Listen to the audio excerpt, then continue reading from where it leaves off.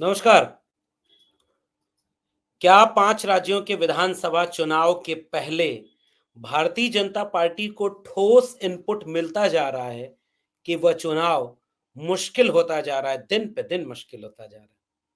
क्योंकि इसका असर इस देश में बीजेपी के बड़े-बड़े नेताओं की भाषा, उनके जुमलों और उनकी गारंटियों में दिखना शुरू हो चुका है।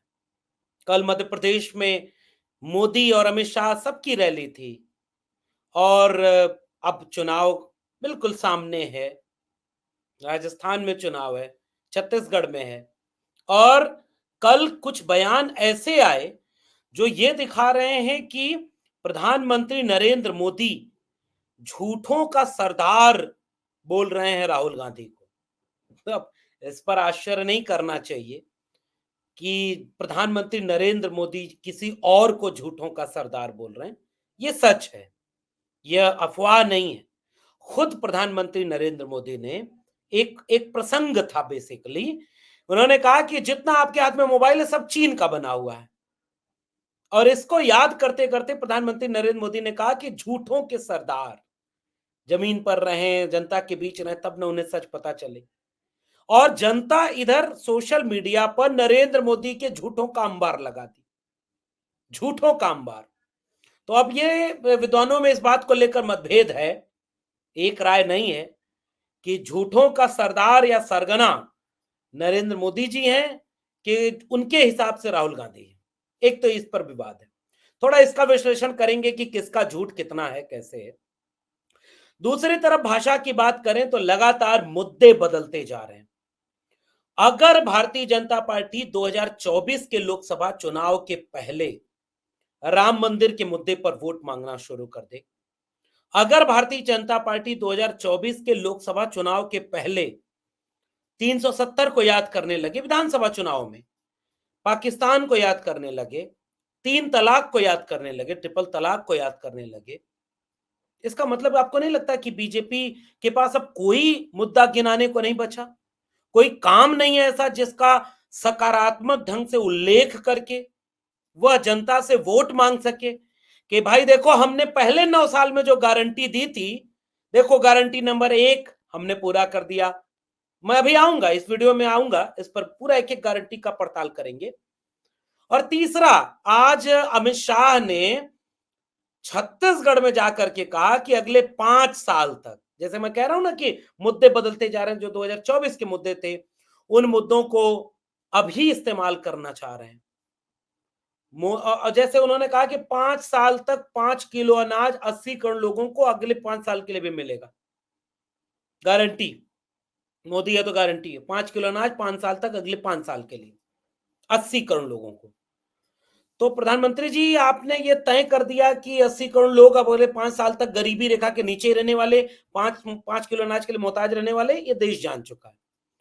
अब आज अमित शाह ने छत्तीसगढ़ में जाकर के ये घोषणा कर दी, भूपेश कक्का भी गारंटी देते हैं और हम भी, कि हम भी देते हैं।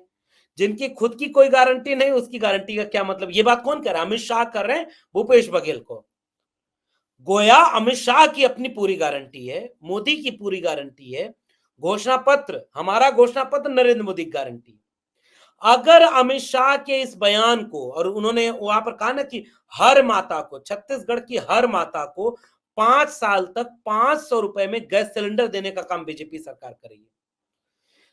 अब जैसे ही छत्तीसगढ़ में 5 साल तक 500 रुपए का गैस सिलेंडर बीजेपी देगी छत्तीसगढ़ में, तो यूपी वाले क्या पूछेंगे नहीं कि भैया यूपी में डबल इंजन की सरकार है, यूपी वालों को 500 रुपए में कब सिलेंडर मिलना शुरू हुआ? यूपी की हर माता को। आज ही अमित शाह का बयान है, विवाहित महिला को प्रतिवर्ष 12,000 रुपए चेक से देगी। जहां चुनाव है वहीं, जहां सरकार है वहां क्या होगा? सभी महतारी से मेरा निवेदन है कि भाजपा के कार्यकर्ता इस योजना का फॉर्म भरवा रहे हैं, आप अपना फॉर्म भरवा कर रजिस्टर करा देना। ये फार्म पैसा देने का मंगवा रहे हैं या इस फार्म का इस्तेमाल कुछ और होगा? जरा सोच समझ के देश की जनता, क्योंकि प्रधानमंत्री नरेंद्र मोदी आधार कार्ड का विरोध करते थे कि हमारी निजता का उल्लंघन हो जाएगा।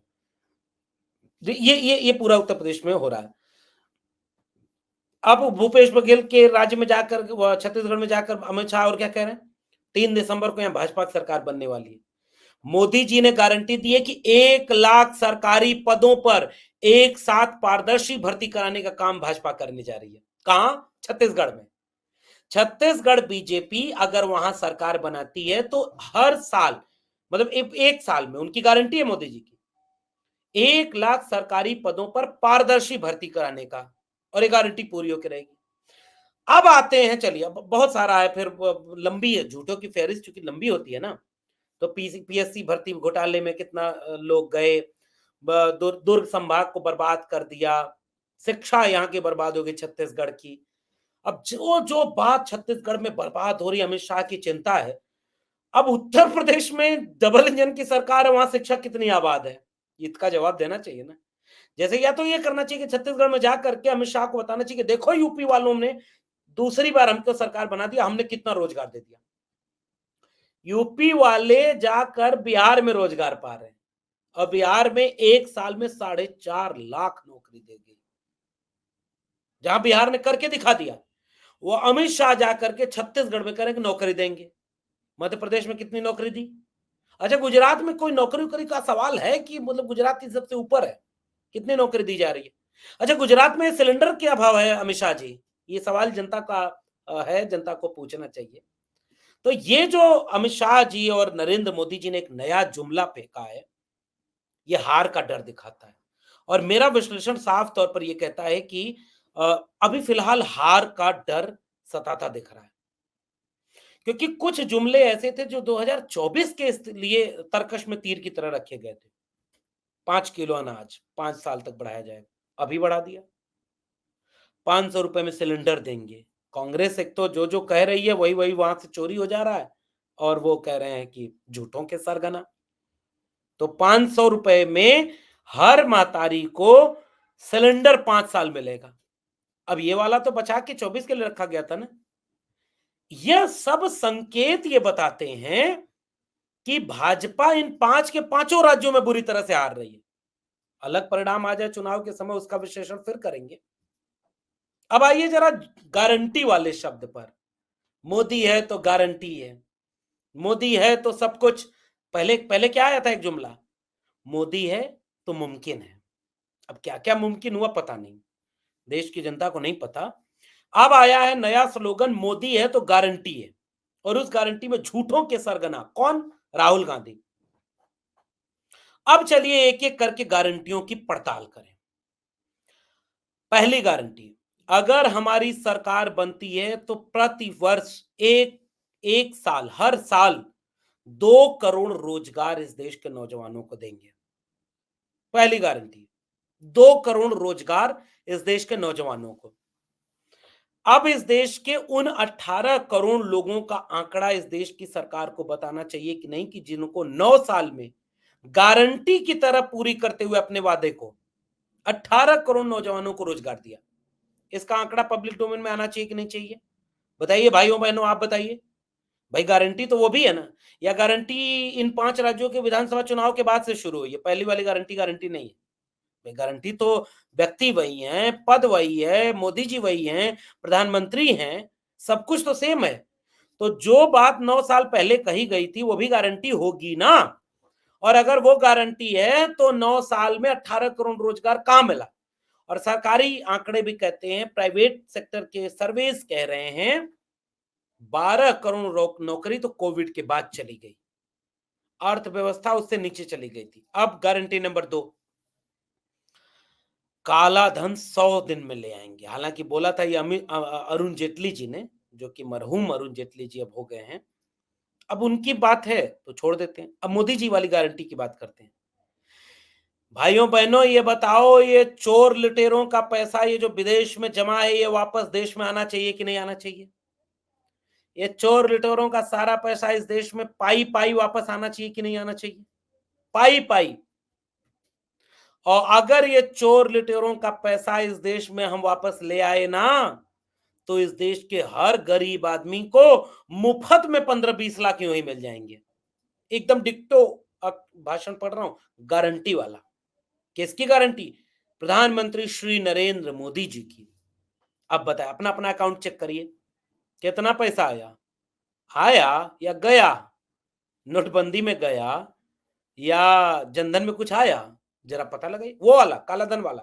कंफ्यूज मत करिएगा। नो, कंफ्यूजन नहीं। जो काला धन से आने वाला था 15-20 लाख मुफ्त में, वो कितना आया? गारंटी पूरी हुई कि नहीं मोदी जी? गारंटी नंबर 3, 2017 में उत्तर प्रदेश में विधानसभा चुनाव चल रहा था, 2017 में, और 2 प्रसंग वहां से ले रहा हूं। पहला, हमारी सरकार ने ये वादा लिया है, संकल्प किया है, गारंटी ली है कि जब हमारी सरकार 2022 तक है, तो 2022 में जब इस देश की आजादी का 75 वर्ष पूरा हो जाएगा, अमृत काल में प्रवेश कर जाएगा ये भारत, तो किसानों की आय दोगुनी कर देंगे। कब? 2022 में। हर घर को छत दे देंगे। कब? 2022 में। अब बताओ, हर घर को छत मिली क्या मोदी जी? किसानों की आय दोगुनी हुई क्या मोदी जी? और जरा आप लोग भी जनता हैं, आपके प्रधानमंत्री कोई बात बोलते हैं, गंभीरता से बोलते हैं, गारंटी के साथ बोलते हैं, जो बोल देते हैं मोदी हैं तो मुमकिन है। ये गारंटी पूरी हुई क्या? भई दो किसानों की आय दोगुनी हो गई तो फिर मुझे कोई दिक्कत नहीं, मैं आराम करूँ। लेकिन हुई कि नहीं, जरा आप बताइए। ये 750 शहीद हुए किसान, इनको आतंकवादी बोला गया, नक्सली खालिस्तानी बोला गया, कील कांटे, वाटर कैनन, जेल डाल दो, ये करो वो करो। आंदोलन किया तब जाकर के वो कानून वापस हुए। वो किसानों का गन्ना का भुगतान नहीं हो रहा। पूरे पश्चिमी उत्तर प्रदेश में हर दिन कहीं न कहीं किसान आंदोलन कर रहे हैं। क्या हुआ? गारंटी का। अगली गारंटी, नेक्स्ट गारंटी ये दी उन्होंने कि हम 50 दिन हमको दे दीजिए नोटबंदी के बाद। 50 दिन में जैसा भारत आप सोच रहे हैं वैसा भारत अगर हम नहीं बना पाए, तो आप जिस चौराहे पर बुलाएँगे, उस चौराहे पर मैं आने को तैयार हूँ। नोटबंदी से आतंकवाद रुक जाएगा, नोटबंदी से काला धन वापस आ जाएगा, नोटबंदी से भ्रष्टाचार खत्म हो जाएगा, नोटबंदी से साफ समस्या का हल हो जाएगा। तो नोटबंदी के बाद जो आंकड़े आए, आरबीआई ने कहे कि जितना छपे थे नोट सारे बैंक में आ गए, फिर काला धन कहाँ गया? नंबर 2, भ्रष्टाचार रुक गया क्या? ये जो भ्रष्टाचार है, वो रुक गया। तीसरा, अच्छे दिन आ गए, 10 लाख करोड़ रुपए का जो काला धन था, वो कहाँ गया? इस गारंटी का क्या हुआ? एनपीए माफ कर दिया क्या? अगली गारंटी, गारंटी पे गारंटी, अगली गारंटी, हम ट्विन सिटी बनाएंगे। जैसे न्यूयॉर्क और न्यू जर्सी है, वैसे ट्विन सिटी बनाएंगे। हमारी सरकार स्मार्ट सिटीज बनाएगी, 100 स्मार्ट सिटीज, 100 स्मार्ट गांव। कुछ गांव गोद लिए थे, आदर्श गांव थे, पता नहीं बड़े हुए चलने लगे कि अभी भी गोद में है। 100 स्मार्ट सिटी में से देश की पहली स्मार्ट सिटी कौन सी है? जरा मुझे मेरे जनरल नॉलेज में इजाफा करिए। मेरे जनरल नॉलेज में आप इजाफा करिए कि मोदी जी की इस गारंटी में से पहली स्मार्ट सिटी कौन सी बनी 100 में से, वो आप जरा बताइए। ये जरा मैं आपसे जानना चाह रहा हूँ। गारंटी है ना भाई वो, 100 स्मार्ट सिटी बनाने की, उस गारंटी का क्या हुआ? अब आगे बढ़िए, एक-एक करके आगे बढ़िए। झूठों का सरगना कौन? ये मैं आपसे एक सर्वे का सवाल आपसे पूछ रहा हूँ। धड़ाधड़ कमेंट करके बताते रहिएगा, क्योंकि मैंने जो रिसर्च किया है, मैंने वो कुछ आंकड़े आपके सामने रख रहा हूँ। जाति जनगणना इस देश में मुद्दा बना, विपक्षी दलों ने उठाया, देश के समाजवादी अम्बेडकरवादी दल बहुत दिनों से उठा रहे थे, कांग्रेस को बाद में समझ में आया, राहुल गांधी भी अब उठाने लगे, अच्छा है। बिहार ने जाति जनगणना करा के आंकड़े सार्वजनिक कर दिए। मोदी जी क्या बोले? इस देश में कोई, सब लोग जाति के नाम पर बांटना चाहते हैं, एक ही जाति इस देश में है, कौन सी? गरीब अमीर की। कौन सी जाति? गरीब और अमीर। अब आप सोच कर देखिए, 2017 का विधानसभा चुनाव मुझे याद आ रहा है, जब 2017-18 के आसपास मोदी जी से इंटरव्यू में पूछा गया कि लोग आपकी जाति पूछ रहे हैं, तो मोदी जी ये नहीं बोले कि गरीब और अमीर एक ही जाति, तो मैं गरीब जाति का हूं। मोदी जी ने कहा कि मैं अति पिछड़ी मां का बेटा हूं और ओबीसी में आता हूं, और ओबीसी में आने, और एक किस्सा मुझे मिला है, मैं रिसर्च जब कर रहा था तो मुझे एक किस्सा मिला, और आपसे कह रहा हूं गूगल करके वो किस्सा सुनिए। वो मोदी जी एक इंटरव्यू में शंकर सिंह वाघेला और एक और कोई गुजरात के नेता हैं बीजेपी के, उनका जिक्र कर रहे हैं और ये बता रहे हैं कि जब गुजरात बीजेपी में आंतरिक कलह हुई, तो वहां पर उनसे कहा गया कि ये मोदी और दूसरा आदमी ये अपर कास्ट है, राजपूत हैं, और शंकर सिंह वाघेला ओबीसी हैं। तो इंटरव्यू में मोदी जी कह रहे हैं कि बाद में जब हमने पड़ताल लगाई तो शंकर सिंह वाघेला को पता चला वही अपर कास्ट है। तो मुझसे पूछा उन्होंने कि तुम कौन हो? तो मैंने कहा मैं तो भाई ओबीसी हूँ। तो मोदी जी बोल रहे हैं, मैं नहीं बोल रहा हूँ। मैं तो ओबीसी हूँ। तो इस इंटरव्यू में मोदी जी बोलते हैं कि शंकर सिंह वाघेला ने मुझसे कहा, यार तुमको देख के तो नहीं लगता तुम ओबीसी हो। देख के तुमको नहीं लगता कि तुम ओबीसी हो। और मेरे चेहरे पर जैसे लगा कोई थप्पड़ मारा हो। मैं ओबीसी क्या चमकदार नहीं हो सकता? ओबीसी देश नहीं चला सकता? ओबीसी टैलेंटेड नहीं हो सकता? ओबीसी विकास की बात नहीं कर सकता? कौन बोल रहा है? नरेंद्र मोदी जी। और अब जब जाति जनगणना मुद्दा बनकर सामने खड़ा हो गया, तो नरेंद्र मोदी जी, गारंटी वाले नरेंद्र मोदी जी क्या कर रहे हैं? गरीब अमीर केवल एक ही जाति होती है। तो ईडब्ल्यूएस रिजर्वेशन किसको दिया? अब छोड़ दीजिए, गारंटी है तो थोड़ा-सा आप समझिए इसको। झूठों का सरगना कौन है, ज़रा समझिए इसको। तो 2 करोड़ रोजगार की बात हो गई, 15 लाख नौकरी की बात हो गई, किसानों की आय दुगनी करने की बात हो गई, 22 तक सबको छत मिल गया। बुलेट ट्रेन बुलेट ट्रेन कहाँ से कहाँ के बीच में चल रही है? चली कि नहीं चली? अच्छा, बनारस क्योटो बना कि नहीं बना? इसका क्या है? ये मोदी जी की गारंटी में आता है या गारंटी वाली कैटेगरी से बाहर है? क्योटो बनना था ना उसे। चीन को लाल आंख दिखाकर जवाब देना था चीन को। कौन कर रहा है? नरेंद्र मोदी जी। तो चीन को लाल आंख दिखा करके सारी अपनी जमीन भारत की वापस ले ली गई होगी अब तो। कोई 1 इंच जमीन पर भी चीन का कब्जा नहीं होगा। ये सच बात तो ये है। मोदी जी जो बात कहते हैं वो मानना चाहिए ना? क्या वाक़ई ऐसा है क्या? क्या इस देश की ज़मीन को चीन हड़पा नहीं है? फिर लाल आँख किसको की जा रही है? अच्छा, अब चलिए 5 ट्रिलियन इकोनॉमी बनाएँगे। 5 ट्रिलियन इकोनॉमी कब? 2047 में। ये क्या गारंटी है? तो बाकी गारंटी अगर गारंटी नहीं थी, तो ये 5 राज्यों के विधानसभा चुनाव के पहले नरेंद्र मोदी जी अगर गारंटियों की फ़हरिस्त एक नए जुमलों के तौर पर ले आ रहे हैं, तो ये क्या आपकी नज़र में यह नहीं दिखाता कि तानाशाह का रंग फीका पड़ रहा है? तानाशाह का जलवा कमज़ोर पड़ रहा है। और उन वो सारी घटनाएँ, अब मंदिर का उद्घाटन हो रहा है तो इसका प्रचार मध्य प्रदेश में किया जा रहा है। हमने कहा था मंदिर बनवा दिया। अरे जो बाकी कहा था उसका क्या हुआ? हमने कहा था 370 हटाएँगे, हमने हटा दिया, ठीक है हटा दिया।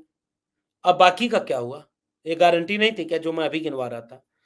हमने कहा था ट्रिपल तलाक हटाएँगे, हटा दिया। अच्छा बाकी का क्या? गरीबी हट गई, बेरोज़गारी हट गई, अशिक्षा हट गई।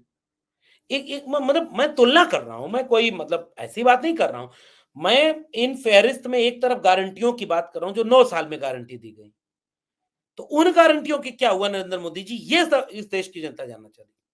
और अगर इस तरह की गारंटी पूरी नहीं हुई है, तो सच-सच बताइएगा झूठों का सरदार कौन? झूठों का सरगना कौन? झूठों का साम्राज्य का सबसे बड़ा राजा कौन? ये इस देश की जनता को तय करने दीजिए। आपका क्या मानना है? मोदी जी की कितनी गारंटियाँ पूरी हुई हैं? पहले वाली गारंटी का क्या हुआ? और अगर इतने सारे वादे एक साथ इन राज्यों में किए जा रहे हैं, तो आपको नहीं लगता कि हार बिल्कुल सामने दिख रही है? क्या आपको नहीं लगता कि अब एकदम सामने जो स्थिति बन गई है, उसमें इतनी हार है कि उस हार से घबराई हुई भाजपा अब झूठी गारंटी के भरोसे चुनाव जीतना चाहती है।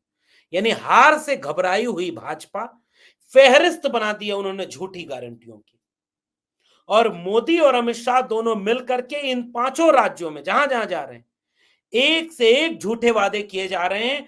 तो क्या ये झूठे वादे बीजेपी की पार लेंगे?